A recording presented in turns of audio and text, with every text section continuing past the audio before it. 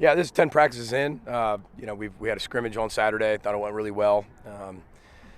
However you look at it, 80 to 100 plays, they did really well, handled it really well. And today was really a kind of review of every situation. So not only did we start with corrections from the spring scrimmage, but we also got into every situation now. So whatever we did in the scrimmage, we came right back with and hit more in like a coach-teach setting. Didn't do a ton of play it at the end, but we did a lot of team mix, green zone, tight green, third down, blitz stuff. So throw it all back at them. So I thought they handled a lot of it really well. And then there were times that obviously we got to keep getting better. So that's what spring's for. And everybody talks about reps, and they're earning reps. Reps are always earned. Reps are never given. And every day you go out there, and maybe I'm old school, but I was a guy that I got one rep in the NFL, one, and they couldn't wait for me not to do well on that one rep so they could cut me. Well, then if I did well, I got another rep, maybe like a week later. And then if I did well in that second rep, maybe I got a third rep. But we always say that there's nothing equal about it. It's all fair. Everybody has different skill sets. Everybody comes along at different times. But when you have accountability to your teammates, you got to perform. This is 10 practices in, and getting lined up, shifts, motions, making plays when they create themselves. I mean, those are opportunities, and opportunities don't come forever. So it's part of growing up. It's part of life. You got to take advantage of those things. Coach, what does it say when a player is having miscommunications, missed assignments out here on day 10 of practice? What does that say to you about their preparation? Well, I'm not a very good teacher, first and foremost, but I think it's about the unrequired work. I think a lot of people just think, okay, well, I come to practice, I come to meetings, I should be better. I mean, that's not how this works.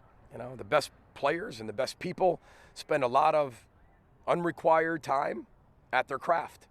We showed him a clip of John Rahm and why he won the Masters. And every clip he talks about in his press conferences, he loves golf. I mean, he plays golf when he's not playing golf. When he's not doing it for money in majors, he's out there just playing golf because he loves to play golf. He'll play with buddies. He'll play by himself. He'll play anything he can do just to go play golf. He'll watch it on YouTube. He'll study it. He'll watch it on TV. He'll watch the Golf Channel. He just loves golf. And just like all of us, I mean, at some point, we all love to go out and play. How many of us just love to go in the backyard and play? And then the lights came on, we came home. That was playing. That was fun. Well, if you love the game, then it should never not be fun. Practice is tough, but it should be fun growing. It should be fun failing, because that's the only way you grow. Our job is to get you to fail. Find something else and then fail, and then find a way to grow through that. And I think those are the boring habits that are being formed right now, with this football team. Again, they're a little inexperienced, very talented. We're two-thirds of the way through spring ball, and they got to barrel through that. And, today some guys couldn't get lined up and didn't have some shifts and motions, and coaches have to be better. What have you noticed from Jack Henderson now that you've had a chance to work with him a bit? Boy, I really like him. I like him as a person, first and foremost. I think he fits our culture perfectly. I think his work ethic is what, everything we look for. He's a really good student. I think he fits with the team really well. Overachiever. He's tough. And I'm not saying macho tough. They were talking about he can control his emotions. He's confident. He's committed to his teammates. He challenges them. And that's tough. And, I'm really glad he's here. He's got a long way to go. But you can tell he loves football. He's hungry. He's always around the ball. I mean, he is a student of the game. He's thirsty for knowledge constantly. And that's what we love about him. And, he's got a bright future. After watching the scrimmage back, who and what were some of the standouts? I don't know if I'll go through the whole list, because then I'll leave somebody out, and somebody will be sad, that I left him out. So, I will say this. I was really proud of the team's ability to execute in really high-pressure situations. And I put them in really tough positions at times, and I thought they handled themselves really well, even better than today. And it's good when it's kind of in live reps. But quarterbacks, they had equal reps, and that was really good. We saw a lot of things we have to get better at, especially in decision-making, decisive decision-making. I think, the appropriate pass needs to continue to be developed. You want an advanceable, appropriate ball. So we call it an AA ball, right? That you want that, we want that type of ball. Not just we had a completion, but where was the completion? Was it a catch and run, or you have to fall down, because the ball was low? But I think some of that stuff, I thought tackling, I think we're ahead of the game, which was really good. I think a lot of our drills pay off that way. So I'd get into specifics, but then I'd feel bad if I left somebody out, and I would. So. We saw you pull Kendrick Lanier aside a couple times today. What were some of those coachable moments, and what have you seen from him so far this spring? It's amazing. It's kind of like an egg hitting a wall and then just sliding down, you know? And it's hard for true freshmen to come in here every year. We see it. And, you know, they're just ready to roll when they get here. And then they get to like the middle towards the end of spring ball, and it is long. This is tough. They're not used to all this. Academics and social life and, you know, being away from home for the first time, practice, they're sore. But I told them, I said, what's going to happen is I can see it. But if you just keep going and you break through the wall and you don't let the wall stop you, because that's a choice. You either splatter into the wall and come down the wall, or you break through the wall. And if he can just break through the wall like a lot of the freshmen, by June and July, they're going to feel like, you know, veteran sophomores by then. And they're going to look at the young pups that are coming, the new freshmen are like, oh boy, you got a lot to go through. But it's paying the price now and knowing that it gets way better. And that's all I did, because I think he's going to be a really good player. Really good player. He's a great kid, great person. It's hard to get in here as a true freshman to start early, and I think he's handling it really well. But they all need a little encouragement along the way, too. Coach, PJ, is Jacob Knuth still with the team? No, he's not actually.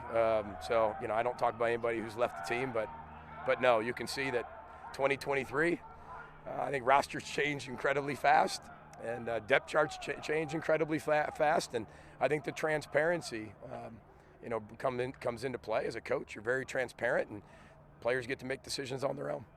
Coach, you said before the season that pass rush was going to be key for you guys. You brought in specialists. You had a spring ball, summer camp, training camp phase. Yeah. What are you seeing right now? We're better at it. I wouldn't say we're where we're going to be in the fall. We better not be. But we're way better at it. And I think what happens is, I'm just saying that as coach speak. If you ask the players, they have more confidence in their pass rush. They have more confidence in their technique and skills. And it's only going to improve, because that is the massive emphasis on the defensive side of the ball this entire offseason. And, you know, hopefully you get what you emphasize, and we're going to have to go earn it. Just because we do all that stuff and it shows here doesn't mean it's going to show in games, but it shows the ability to do it now and hopefully later on. Take one or two more for Coach. What do you like about bringing practice here and having it at night in this setting? The weather. That's what I like about it. You know, it's been interesting. We have the best operations team in the country. You know, they kind of shovel our field over there, and they use all the big snow plows, and, you know, it kind of pours over onto the out of bounds. And I'll give you a quick backstory, not that you care. But I looked out on our field, and our field's clear. For the last week and a half, it's been clear. But the pile of snow on the side was about 4 feet high. And you think the glaciers are big, you know, in Antarctica. But these were really big, and they're on the side. And I'm like, all right, well, okay, maybe these will melt.